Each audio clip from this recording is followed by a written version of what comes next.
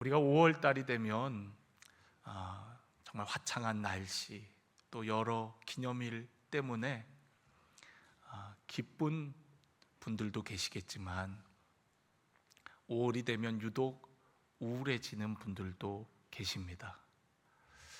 왜냐하면 저마다 가정의 형편과 사정이 다 다르기 때문에 그래요. 어떤 가정은 정말 가정이 화목하고 또 분위기가 좋은 가정이 있는가 하면, 또 어떤 가정은 아픔과 상처를 안고 있는 그런 가정들도 있거든요. 그래서 5월 달에 하나님의 말씀을 전하려고 준비를 하려고 하면 참 어렵게 느껴질 때가 많습니다. 하나님의 말씀이어서 전하긴 전해야 되겠는데 마음속에 이 말씀이 어떤 성도에게는 불편하진 않을까? 어떤 성도에게는 부담스럽진 않을까? 어떤 성도에게는 오히려 하나님의 말씀이 징계의 말씀처럼 아프게 들려지진 않을까? 그래서 말씀을 준비하면서 많은 고민을 하며 준비를 하게 되어집니다. 그럼에도 불구하고 우리가 하나님의 말씀은 생명의 말씀이기에 우리의 상황과 환경은 저마다 다르지만 그 말씀을 통해서 화목하지 않은 가정은 화목하게 되어지는 은혜가 있기를 원하고요, 또 화목한 가정들은 더욱 감사함으로 하나님께 영광 돌리는 가정들이 되어지기를 주님의 이름으로 간절히 축원합니다. 어떤 분들에게 부모라는 두 글자는 세상에서 가장 따뜻한 이름일 것입니다. 생각만 해도 가슴이 뭉클해지고 눈물이 나고 감사와 사랑이 자연스럽게 차오르는 분들이 계실 거예요. 그런가 하면 어떤 분에게는 부모라는 두 글자는 아직 무언가 풀리지 않은 이름이기도 하고 또 부담과 불편함으로 다가오는 이름이기도 할 것입니다. 또 어떤 분들은 이미 부모님을 하늘로 떠나보내고 부모님을 생각할 때에 한없이 그립고 오히려 아쉬움만 가득한 분들도 계실 겁니다.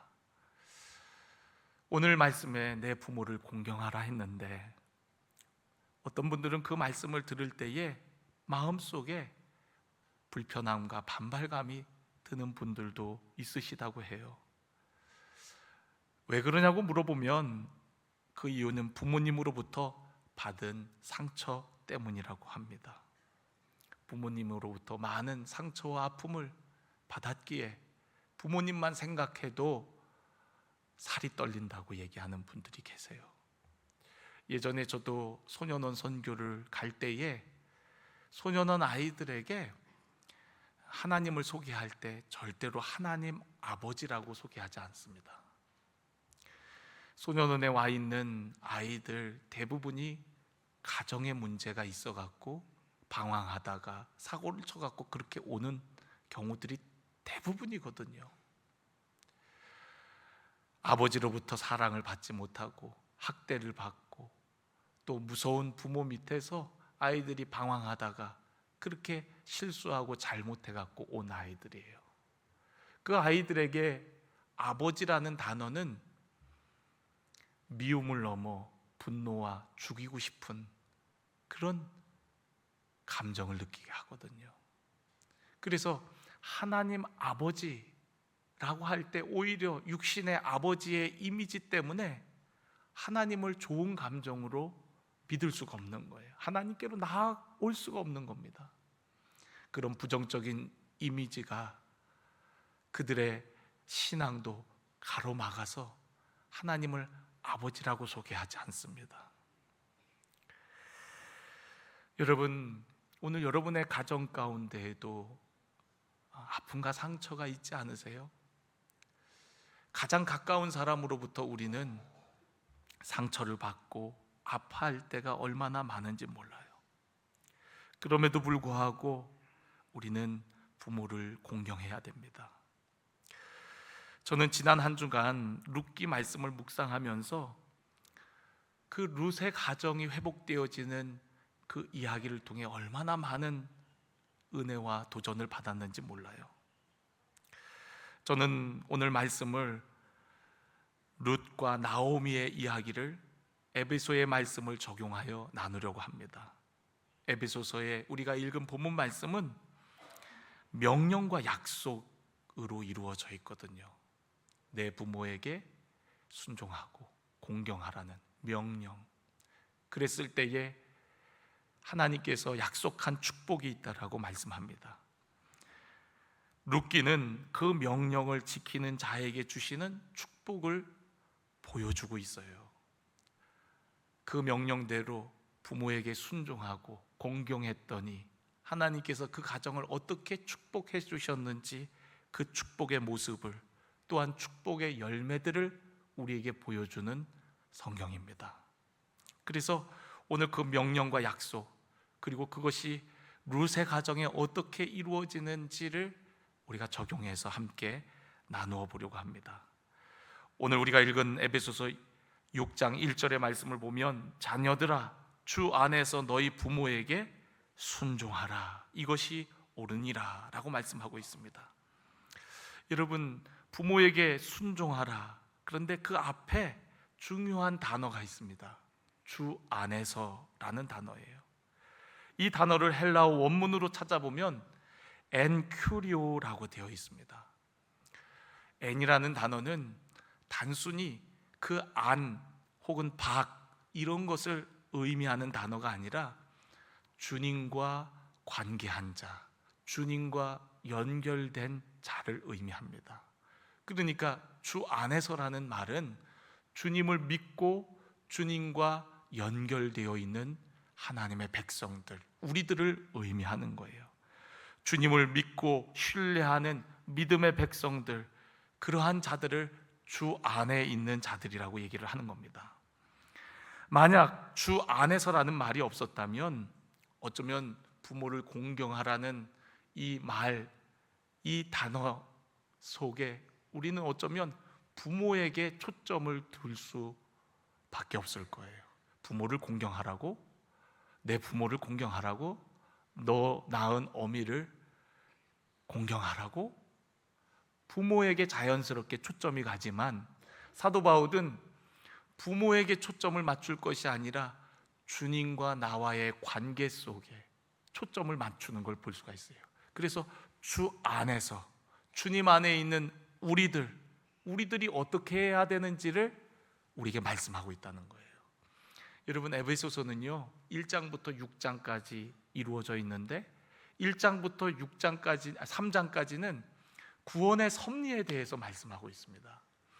그리고 4장부터 6장까지는 구원받은 하나님의 백성들이 과연 이 땅에서 어떠한 삶을 살아야 되는지를 말씀해 주고 있거든요. 그러면서 6장 1절에는 부모에게 어떻게 해야 되는지를 우리에게 권면하고 있는 거예요. 주 안에 있는 자들이 과연 이 땅에서 부모를 어떻게 섬겨야 되고, 자녀들을 어떻게 양육해야 되고, 또 부부관계는 어떻게 해야 되고, 이런 실제적인 이야기들을 주 안에 있는 하나님의 백성들에게 말해주고 있다는 거죠. 주 안에서라는 말이 들어오는 순간 공경의 근거가 이동합니다. 부모의 자격이 아니라 주님의 명령이 공경의 이유라는 거예요. 주님과의 관계로 인하여서 우리는 부모를 공경하는 삶을 살아야 된다는 거예요. 여러분, 부모 중에는 좋은 부모도 있고 좋지 않은 부모도 있습니다. 오늘 우리 찬양대가 찬양한 예수님의 사랑을 보여주고 하나님의 형상을 나타내는 부모도 있지만 그렇지 않은 부모도 있거든요. 그러면 그렇지 않은 부모는 어떻게 해야 됩니까? 나에게 상처만 주고 아픔만 주고 나를 버린 부모라면 그런 부모도 공경해야 되는 겁니까?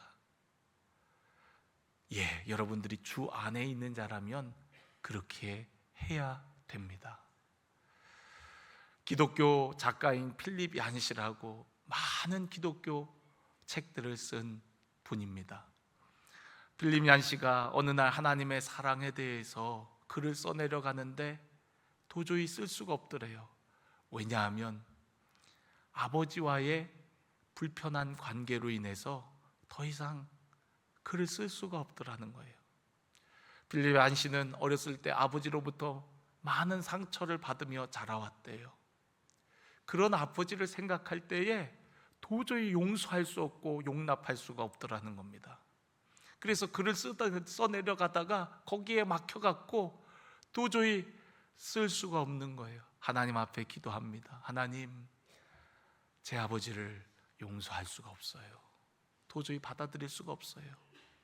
그때 하나님께서 그 얀씨의 마음 가운데 이런 음성을 주시더래요. 얀씨야, 너는 용서받을 자격이 있느냐라고 음성이 들려오더라는 거예요. 그렇죠, 여러분. 오늘 우리들은 다 용서받을 자격이 없는 죄인들입니다. 그러나 하나님께서 우리를 사랑해 주셔서 용서해 주셨고 죄인된 우리들을 용납해 주시지 않으셨습니까?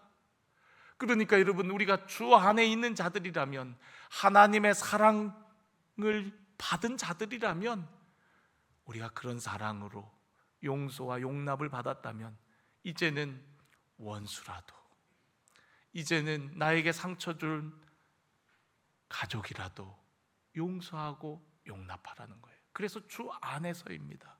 주님의 그 사랑을 받은 자라면, 주님과 관계하는 자라면 주 안에서 그 부모가 어떠한 부모이든 그 부모를 공경하라는 것이죠.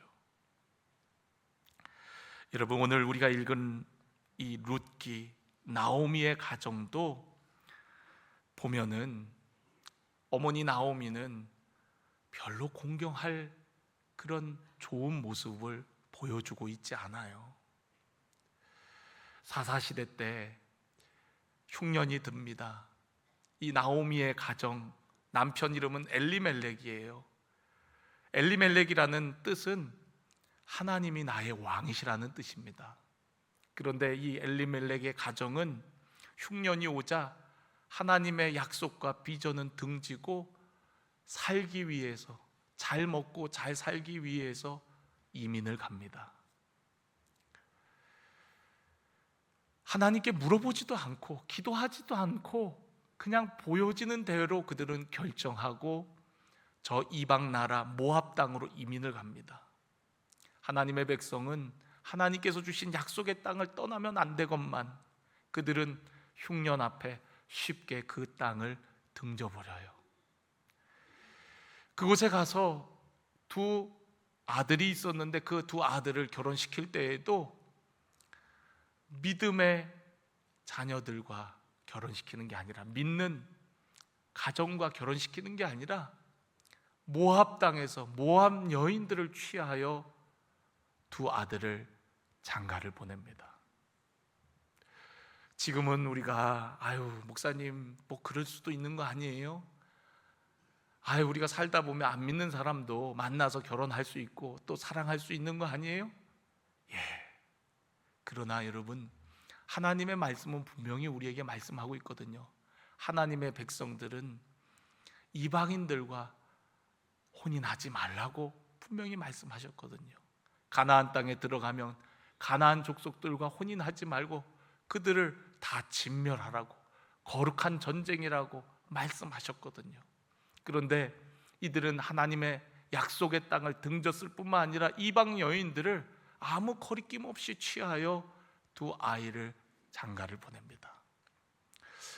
저는 오늘 여러분들도 좀 그런 신앙적인 관념이 좀 있으셨으면 좋겠어요. 이미 장가가고 시집간 분들은 어쩔 수 없지만 앞으로 그렇게 해야 될 때 신앙이 여러분의 중요한 기준이 되기를 주님의 이름으로 축원합니다. 그런데 나오미는 하나님의 백성인데도 불구하고 그냥 모압 땅에서 모압 여인들을 취하게 합니다. 아브라함과 되게 대조적이죠. 아브라함은 이삭을 그 땅에서 장가 보내지 아니하고 어떻게 합니까? 저 멀리 자기 족속에서 리브가라는 여인을 데리고 오잖아요. 이삭만 그렇습니까? 야곱이 그렇고, 에서는 그러나 그 지방 여인 중에 취하여 결혼함으로 에서는 아버지 이삭의 근심이 되었지 않습니까? 그러니까 여러분, 우리가 이런 관념이 아무것도 아닌 것 같아도 사실은 우리의 인생의 중요한 결정들이거든요. 어떤 부모가 그러잖아요. 대학을 들어갈 때 야, 기도하고 결정해라. 그리고 군대를 갈 때에는 야, 더 많이 기도하고 가라. 2번은 기도하고 가라. 그러나 결혼을 할 때는 야, 너 3번은 결혼하고 결정해야 된다. 더 많이 기도하고 결정하라는 거죠. 그만큼 중요한 겁니다. 근데 여러분, 까먹었잖아요. 웃으니까. 그 다음 말, 이게 왜 웃긴지 모르겠네요. 네, 3번이나. 네. 근데 여러분, 나오미는요, 그런 모습이 하나도 없어요. 그냥 결혼시킵니다. 그리고 나서 얼마 있다가 아이도 갖지 못한 채 남편이 죽고 2 아들이 그 땅에서 죽게 되어져요. 모든 걸 다 잃습니다. 그리고서는 나오미가 나중에 빈털터리가 돼갖고 아무런 소망도 없이 어떻게 합니까? 고향으로 돌아가잖아요. 고향으로 돌아가요. 그러니까 사람들이 다 이렇게 얘기합니다. 아니, 나오미가 아니냐? 아니, 나갈 때는 풍족하게 나갔는데 아니, 저 몰골이 왜 그래? 그러면서 동네 사람들이 다 나오미를 알아보고 그렇게 얘기합니다. 그러니까 나오미도 그 사람들에게 뭐라고 얘기합니까? 나오미는 기쁨이란 뜻이거든요. 나를 더 이상 나오미라고 하지 말아다오. 이제는 나는 마라라고 부르라고. 마라는 고통입니다. 자신의 인생이 고통스럽다는 거죠. 그러면서 하는 얘기가 하나님께서 나를 괴롭게 하셨느니라. 여러분, 결정은 다 누가 했어요? 다 지가 해놓고 잘못되니까 하나님께서 하나님 탓하고 원망하고 하나님께서 나를 괴롭게 하셨다. 물론 그것조차도 우리가 넓게 보면 하나님의 섭리 가운데 있었던 것이죠. 그러나 어쨌든 여러분, 나오미의 인생을 보면은요, 믿음의 모습이라고는 찾아볼 수가 없습니다. 하나님의 백성인데 믿음의 본이라고는 찾아볼 수 없는 어머니예요. 오늘 우리가 읽은 15절 말씀도 보세요. 나오미가 이렇게 얘기합니다. 보라, 내 동서는 그의 백성과 그의 신들에게로 돌아가나니 너도 너의 동서를 따라 돌아가라 라고 얘기해요. 여러분, 무슨 얘기입니까? 이제 나 고향으로 돌아갈 건데 이방 여인 너희들 데리고 갈 수 없어. 우리 동족은 이방인들을 멸시하고 싫어해. 너 데리고 가는 것이 마치 혹을 붙여갖고 가는 것과 같아. 이제 니들 살 길 찾아가. 난 너희들에게 해줄 거 이제 하나도 없어. 그러니까 너희들 살 길 찾아가. 너희들 백성으로, 또 너희들이 섬기는 신으로 돌아가. 여러분, 이게 부모로서 할 말입니까? 아무리 없어도 여러분, 부모라면 책임을 져주려고 해야죠. 해줄 게 없어도 어떻게든 이 여인의 삶, 이제는 며느리지요. 그 자녀, 며느리도 자녀 아닙니까? 아니에요? 여러분, 며느리도 자녀잖아요. 책임을 져야 되는데 자기 입에 풀칠하기도 바쁘니 너희들 가라는 거예요. 그것도 나오미의 말 속에 보면은 너희 신들에게로 가라. 이게 할 말입니까? 불교로 가. 너희들 집안은 불교니까 불교를 믿든지 마음대로 해. 여러분, 믿음의 모습이라고는 하나도 보이지 않는 나오미의 모습을 보게 되어집니다. 그런데 여러분, 룻은 어떻습니까? 16절, 룻이 이르되 내게 어머니를 떠나 어머니를 따르지 말고 돌아가라. 강권하지 마옵소서. 어머니께서 가시는 곳에 나도 가고 어머니께서 머무시는 곳에 나도 머물겠나이다. 어머니, 제가 어머니 모시겠습니다. 어머니 끝까지 모시겠습니다. 어머니 어딜 가든 제가 함께 하겠습니다 라고 얘기해요.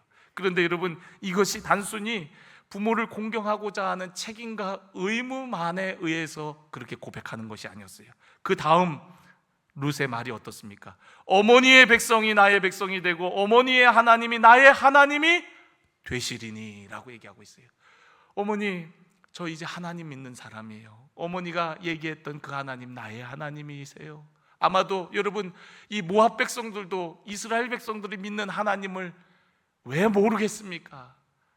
사사시대 이전에 가나안 정복 시대에 여호수아가 모압 땅으로 해서 가나안 땅에 들어가지 않습니까? 모압과 암몬 그 땅을 차지하지 않습니까? 요단 동편에 있는 모압 발락이 이스라엘 백성들을 저주하려고 발람이라는 그런 선지자를 기용해 갖고 어떻게 해서든 이스라엘 백성들을 저주하려고 했지만 이스라엘 백성들을 저주할 수 있었습니까? 오히려 축복만 했습니다. 이스라엘이 섬기는 하나님은 진짜 하나님, 온 우주 만물을 지으시고 지금도 이 세계를 다스리시는 하나님이라는 것을 모압 사람들도 경험했고 그러한 이야기를 그들도 듣지 않았겠습니까? 뿐만 아니라 룻은 이 나오미의 가정, 엘리멜렉의 가정에 시집 와갖고 그 하나님이 어떤 하나님인지를 좀 더 알게 되지 않았을까요? 그러니까 이제는 나는 어머니가 믿는 그 하나님, 어머니 민족의 하나님, 그 하나님이 이제는 나의 하나님이라고 고백하는 거거든요. 여러분, 그 하나님께서 이스라엘 백성들에게 하셨던 가장 중요한 말씀이 뭡니까? 시내산에서 주신 계명 아니겠어요? 십계명. 십계명을 받은 지 불과 얼마 되지 않는 기간이지 않습니까? 내 부모를 공경할 때에 이 땅에서 잘되고 장수하리라는 그 축복의 계명을 룻이 듣지 않았을까요? 그러니까 그는 단순히 부모에게 잘하려고 하는 책임과 의무를 넘어서 어머니의 하나님이 이제는 나의 하나님입니다. 그 하나님께서 부모를 공경하라 하셨고 그 하나님의 말씀에 순종하여 나는 끝까지 부모님을 따르겠습니다 라고 고백하는 거예요. 여러분, 나오미에게는 그 어떤 미래도 희망도 가진 것도 없었습니다. 그러나 룻은 달랐어요. 하나님이 어머니와 함께 하심을, 어머니 뒤에 계시는 그 하나님을 바라보면서 그 하나님을 섬기겠노라고, 그리고 어머니의 백성이 내 백성이고 이제는 어머니의 하나님이 나의 하나님이기 때문에 이제는 어머니를 떠나지 않겠다라고 얘기합니다. 여러분, 공경의 시작이 사람이 아닌 하나님께로부터 시작이 되어질 때 그 공경은 흔들리지 아니할 수가 있어요. 부모님이 변하지 않아도, 상황이 나아지지 않아도 하나님께 뿌리를 둔 공경은 마치 마르지 않는 샘과 같습니다. 여러분, 오늘 우리가 부모를 공경하는 것은 주 안에서 이루어질 때 온전한 공경을 할 수가 있는 거예요.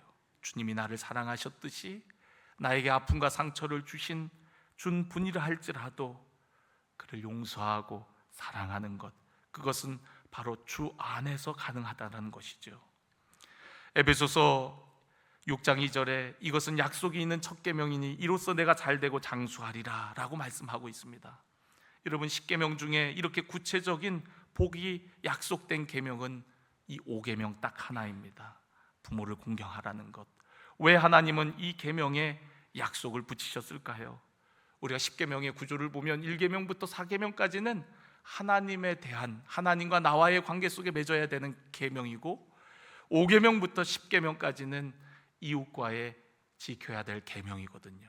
그런데 하나님과의 관계가 이웃으로 흘러가는 그 중요한 고리 역할을 하는 게 바로 부모예요. 우리가 이 땅에 태어나갖고 가장 먼저 만나는 분이 누굽니까? 부모예요. 하나님께서 뜻하시고 섭리하셔서 우리를 이 땅에 보내셨을 때 우리가 이 땅에서 가장 첫 번째로 만나는 분, 관계하는 분이 바로 부모란 말이죠. 그래서 여러분, 부모는 우리가 인간관계의 첫 단추와 같아요. 부모와의 관계가 어그러져 버리면 마치 첫 단추가 잘못 깨어진 사람처럼 모든 관계가 올바로 될 수가 없습니다. 올바로 될 수가 없어요. 그래서 축복의 시작이 바로 부모로부터 시작이 되어지는 거거든요. 여러분, 왜 부모는 자녀를 온전히 사랑하지 못할까요? 그것은 죄를 지은 인간은 온전한 사랑을 할 수가 없어요. 사랑을 한다고 하지만 때로는 우리는 잘못된 사랑, 왜곡된 사랑을 할 때가 얼마나 많은지 모릅니다. 그러니까 여러분, 우리가 그것을 이해하고 부모가 나에게 온전한 사랑을 못했더라도 우리는 하나님의 사랑 안에서 온전한 사랑을 경험할 때 그 부모로부터의 그 결핍들이 치유가 될 수가 있어요. 심지어는 씻을 수 없는 상처조차도 하나님의 사랑 안에서 그 상처가 치유되고 회복되어지는 줄로 믿습니다. 복음은 망가진 인생을 고치고 회복하는 위대한 능력이에요. 하나님의 사랑은 우리 부모님이 주지 못한 사랑보다 크고 우리 안에 쌓인 어떤 상처보다도 크다는 사실을 여러분 잊지 마십시오. 여러분, 나오미의 가정이 어떻게 회복이 되죠? 룻의 순종과 결단을 통하여서 회복이 되어지는 것을 보게 되어져요. 베들레헴으로 돌아갔습니다. 이제 입에 풀칠해야 되기 때문에 이삭을 줍습니다. 이 밭 저 밭 돌아다니다가 어느 밭에 이르렀는데 그 밭이 보아스의 밭입니다. 그 밭에서 이삭을 줍고 있는데 마침 보아스가 그 밭에 나타났습니다. 그리고 보아스와 룻이 만나게 되어져요. 이 모든 것들이 성경은 우연이라고 하지만 보이지 않는 곳에서 하나님께서 이미 예비하고 계셨고 일하고 계셨는 줄로 믿습니다. 룻의 순종과 결단을 통하여서 하나님께서는 그 가정을 회복시키고자 하셨어요. 이미 그 회복의 역사가 시작되고 있는 것을 우리는 성경을 통해서 볼 수가 있습니다. 여러분, 참 이 나옴이라는 사람 별론데 엄마, 시어머니 참 별로인 사람입니다. 그런데 여러분, 하나님은 돌아왔을 때 그 별로인 그 사람, 그 가정도 회복시켜 주세요. 우리가 누가복음 15장을 보면은 둘째 아들이 집을 나갑니다. 그리고 지 멋대로 하다가 나중에서야 고생하다가 아이고 우리 아버지 하인들보다도 내가 못하구나. 그리고서는 집으로 돌아가고자 해요. 그런데 여러분, 집으로 돌아갈 때 일도 잘한 게 없는 아들입니다. 허랑방탕하게 살다가 이제 빈털터리로 돌아오는 아들입니다. 그런데 그런 아들을 어떻게 해주시는 거예요? 어휴, 이놈의 새끼 그냥 나가고 그러더니만 어이구 그러셨나요? 아니요, 그냥 품어주셨어요. 달려와서 껴안고 키스하고 그리고 새 옷을 입히고 가락지를 끼워주고 잔치를 벌입니다. 여러분, 돌아올 때 하나님께서는 정말 한없는 은혜와 사랑으로 우리를 안아주시는 거거든요. 나오미의 가정도 그래요. 그냥 돌아왔을 뿐이에요. 그가 한 것이 별로 없습니다. 그런데 한없는 은혜를 경험하게 됩니다. 그게 하나님의 사랑이라는 거예요. 저도 그 사랑을 알지 못할 때에는 많이 방황했어요. 심지어는 집을 나갔던 적도 있었습니다. 저는 저희 부모님이 우리 부모님이 아니라고 생각했어요. 어렸을 때. 왜 그렇게 생각했냐면 혈액형, 학교에서 이제 혈액형을 배우고서 집에 부모님 혈액형이 뭔지를 알아오라고 했는데 저희 어머니가 혈액형을 잘못 알려주셨어요. 저는 O형이거든요. 그런데 우리 아버지는 B형, 어머니가 AB형이라는 거예요. 그러면은 O형이 나올 수 있어요, 없어요? 없어요. 그러니까 그때부터 진짜 내가 주워온 자식인가 보다. 또 저희 누나도 그런 얘기를 가끔 했거든요. 싸우면은 너는 우리 집 자식이 아니야, 넌 주워왔어. 싸우다 보면 뭔 얘기를 못 하겠어요. 그러니까 혈액형을 통해서 나의 출생의 비밀이 이제 서서히 드러나는 거예요. 그래갖고 저는 정말 방황 많이 했어요. 가족 사진을 봐도 저만 안 닮은 것 같고 또 이렇게 보니까 우리 형만 이뻐하는 것 같고, 그래갖고 제가 집을 나갔거든요. 한 일주일 넘게 집을 나갔습니다. 제가 나가면은 우리 부모님은 저 안 찾을 줄 알았어요. 공부 잘하고 모범스러운 우리 형 있으니까 나 같은 아들은 나가도 안 찾을 줄 알았습니다. 그런데 나중에 돌아와서 얘기를 듣고 깜짝 놀랐어요. 제가 집 나간 후에 저희 아버지, 어머니가 얼마나 저를 찾았는지, 그리고 새벽마다 새벽 기도에 와서 얼마나 눈물로 기도했는지 나중에 다른 사람들 통해서 얘기를 들었습니다. 제가 집에 돌아가고자 결정했을 때 집 앞 초인종을 못 누르고 그 집 앞에서 얼마나 한동안 한 30분간 서성였나 몰라요. 왜 그랬냐면 집에 들어가면 이제 뒤지게 맞고 죽었다 생각해갖고 무서워갖고 초인종을 못 눌렀습니다. 그래도 어떻게 해요? 한 번은 맞닥뜨려야 되는 일이니까 집에 초인종을 누르고 어머니가 그 화면으로 저를 확인하더니 그냥 신발도 안 신고 뛰어나와갖고 저를 맞아주는 거예요. 당황했어요. 제가 예상했던 그림은 이게 아니거든요. 이놈의 새끼 어디 갔다 왔어 너? 그러면서 몽둥이 들고 와갖고 두들겨 맞으면서 집에 들어가야 그게 제가 상상한 그림인데, 저희 어머니가 뛰쳐나와갖고 어디 갔다 왔니? 밥은 먹었니? 밥 차려줄게. 그러면서 제일 먼저 집에 들어가자마자 집 내려놓고 그 식탁에 앉으라 그래갖고 밥 차려주셨거든요. 그런데 여러분, 그 밥이 안 넘어가더라고요. 목이 메어갖고 안 넘어가더라고요. 또 한 가지 이유는 이제 먹여놓고 펠려나 보다 생각해갖고 무서워갖고, 왜냐면 아버지는 거실에 있는데 이제 다 먹여놓고 펠려나 보다 생각해갖고 무서워갖고 밥이 목에 안 넘어가더라고요. 그 어떻게 밥이 어디로 들어가는지도 모르고 먹고서 아버지 앞에 무릎 꿇고 앉았더니 야, 피곤할 텐데 가서 쉬어라. 그러고서는 내일 얘기하자. 그리고 들어가서 쉬라는 거예요. 이제 왔으니까 됐다고. 여러분, 하나님의 사랑이 그와 같더라고요. 저는 그걸 몰랐어요. 저는 오해하고 저희 부모님을 신뢰하지 못하고 방황했습니다. 그런데 여러분, 부모의 마음은요, 언제 자식에게 미안해하냐면 더 해주지 못할 때, 자녀에게 뭔가를 더 해주지 못할 때 부모님들은 아파하고 안타까워할 때가 많아요. 미안해할 때가 많아요. 저도 그걸 몰랐는데 나중에 제가 좀 더 커서 그런 부모님의 마음을 알았습니다. 제가 얼마나 철이 없었냐면요, 저희 누나가 시집을 갔는데 우리 집에 올 때마다 살구머니 살림들을 싸갖고 가는 거예요. 그래갖고 제가 누나한테 그랬죠. 왜 우리 집에 와갖고 자꾸 살림을 그렇게 가져가냐고. 그러면서 제가 얼마나 그냥 모질게 구박하고 그랬나 몰라요. 제가 이렇게 철이 없어요.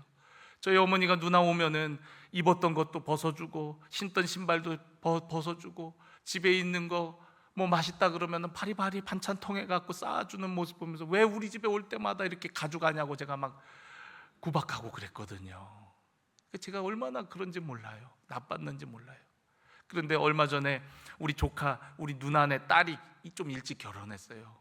그런데 그 딸도 보니까 엄마를 닮아서 그런지 집에 와갖고 치약, 비누까지 또 그 두루마리 휴지까지 다 싸갖고 가더라고요. 내가 그 모습을 보면서 야, 네 엄마 닮았다. 네 엄마 닮았다. 아니, 그런 거는 다이소 가면 2,000원, 1,000원 주면 다 살 건데 그 천안으로 시집을 갔는데 천안에는 그게 없습니까? 그런데 집에 와갖고 바리바리 싸갖고 가고 그걸 들고 가지를 못해갖고 나중에 엄마가 택배로 보내줄게. 그러고서 택배로 붙이고도 아차차차, 저 화장품 선물 받은 것도 걔 준다는 거 그거 못 넣네. 그러면서 안타까워하면서 다음에 갈 때 보내줘야지 이러고 앉아 있더라고요. 그러니까 여러분, 부모는요, 더 주고도 더 주고 싶은 주지 못해서 안타까워하는 게 그게 부모의 마음입니다. 저희 아버지가 은퇴를 할 때 돼서 이런 얘기들이 오고 가더라고요. 제가 목회를 하니까 우리 아버지가 우리 아들 조금 나은 목회 자리에서 목회하도록 그렇게 해주고 싶으신가 봐요. 그런데 제가 가만히 기도해 보니까 아닌 것 같아요. 제가 비록 시골에 있지만 하나님께서 함께 하시고 도와주시면 제 목회는 하나님께서 책임지시는 거지. 아버지가 큰 교회 목사님이라고 아버지가 은퇴할 때 돼갖고 그 교회로 가거나 그 교회를 통해서 다른 좋은 자리로 가는 것이 아닌 것 같더라고요. 물론 사람마다 다 다릅니다. 이건 똑같이 적용할 것은 아닌 것 같아요. 그런데 저의 경우는 제가 얼마나 부족한 사람인지 알기에 그건 아닌 것 같더라고요. 아버지 은퇴할 때가 되니까 여기저기서 얼마나 많은 곳에서 전화가 오는지 모릅니다. 아버지 자리를 통해서 이렇게 저렇게 하면은 좋은 데 갈 수 있다라고 얼마나 많은 분들이 전화하고 그런지 몰라요. 그런데 그랬어요. 아버지한테 아버지 저 기도해 주시고 저 책들 아버지 사신 저 책들 저것만 줘도 저는 너무 감사합니다. 저에게 그런 거 하지 않으셨으면 좋겠어요. 아버지 마음은 알지만 그리 안 하셨으면 좋겠어요. 몇 년 동안 은퇴하기 한 3년 전부터 그런 얘기들을 하고 그리고서 아버지가 그냥 은퇴하셨거든요. 은퇴하시고서는 제가 목회하는 그곳에 오셔갖고 아버지 그리 말씀하시더라고요. 미안하다. 아버지 뭐가 미안해요? 미안하다. 그때 좀 무리가 되더라도 너 이렇게 시골에 있는데 내가 좀 무리를 해서라도 너 다른 목회 자리로 보내주고 그랬으면 좋았을 텐데 남들처럼 그렇게 하는 것도 꼭 나쁜 것은 아닌데 미안하다. 그러세요. 아버지 미안해하지 마세요. 아버지 때문에 제가 있잖아요. 아버지의 기도 때문에 제가 있고 아버지 때문에 제가 이렇게 목회하는 거 아닌가요? 아버지 괜찮아요. 그런데도 한동안 제가 목회하는 곳에 오시면 미안하다고 그러시는 거예요. 여러분, 부모님의 마음은 그런 거예요. 여러분, 근데 어떤 부모는 자식을 버리는 부모도 있습니다. 우리 얼마 전에 우리 뉴스에 나왔죠? 아이가 배고파 갖고 우니까 듣기 싫어서 TV 리모컨으로 쳐갖고 아이가 죽었어요. 이게 우리 사회의 현실입니다. 왜 이런 일이 일어납니까? 죄를 지은 인간은 사랑해야 된다는 걸 알면서도 자녀를 사랑으로 양육해야 된다는 걸 알면서도 우리는 상처와 아픔을 주며 살아가는 게 우리 인간의 모습이거든요. 많은 분들이 저는 아버지로부터 또 부모님으로부터 많은 사랑을 받지 못했습니다. 우리 가정은 이런 가정이었습니다 라고 하면서 피해자인 것처럼 얘기를 합니다. 그런데 여러분, 우리가 조금만 생각해 보면 우리 모두가 다 피해자 아닌가요? 우리 아버지 어머니도 어쩌면 그런 애틋한 사랑과 돌봄을 받지 못했기 때문에 어쩌면 우리에게 그런 상처를 주진 않았을까요? 할아버지로부터 할머니로부터 애틋한 사랑을 받지 못했기 때문에 우리 아버지 어머니도 어쩌면 그런 상처를 우리에게 준 건 아닐까요? 하나님의 참 사랑을 경험하지 않았기에 어쩌면 인간은 그렇기 때문에 그런 거 아닐까요? 어쩌면 우리 아버지 어머니도 나에게 상처를 주었던 아버지 어머니도 피해자가 아닐까요? 여러분, 룻 한 사람의 순종과 결단, 부모를 향한 그 공경이 여러분 어떻게 됩니까? 그 가정을 회복시키고 마침내 보아스라는 사람과 결혼을 하여 아이를 낳습니다. 그 아이의 이름은 뭡니까? 오벳이에요. 섬기는 자, 예배자입니다. 그리고 그 무너진 예배가 회복되기 시작하는 거예요. 엘리멜렉, 하나님만이 나의 왕으로 고백해야 되는 가정이 오벳을 낳음을 통해서 하나님을 섬기는 가정으로 회복되기 시작하는 겁니다. 그리고 그 오벳은 이새를 낳고 이새는 다윗 왕을 낳은 거죠. 이스라엘 역사의 가장 위대한 가문이 되는 다윗 왕의 가문이 바로 그 룻이라는 여인을 통해서 탄생하게 되어지는 거거든요. 여러분, 이 얼마나 놀라운 섭리입니까? 한 사람의 믿음의 결단과 순종, 부모를 공경한 헌신이 결국에는 그 가정을 예배자로, 다시금 하나님을 예배하는 예배의 가정으로, 그리고 인류의 역사상 하나님을 가장 기쁘시게 예배했던 다윗을 낳는, 그리고 더 나아가서는 우리의 구원자 메시아이신 예수 그리스도가 그 가문에서 탄생하게 되는 그런 놀라운 은혜의 역사가 룻의 순종과 결단을 통해서, 할렐루야. 여러분, 부모를 공경하면 어떤 은혜와 축복이 있는지 모릅니다. 약속 있는 첫 계명이라는 것은 약속이 처음 약속이라는 거예요. 그럼 그 다음 약속, 그 다음 약속, 그 다음 약속도 어마어마한 거죠. 우리가 신명기를 읽어보면 하나님께서 우리를 축복하시는 그 축복이 얼마나 큰지 몰라요. 그런데 그 시작이 어디냐? 바로 부모 공경에서부터 시작이 된다는 것. 오늘 여러분의 부모님이 어떠한 부모님이냐, 이거 중요한 것이 아니라 오늘 주 안에 있는 우리 모두가 룻과 같이 공경함을 통해서 여러분 가정이 축복의 열매가 가득해지기를 주님의 이름으로 간절히 축원합니다.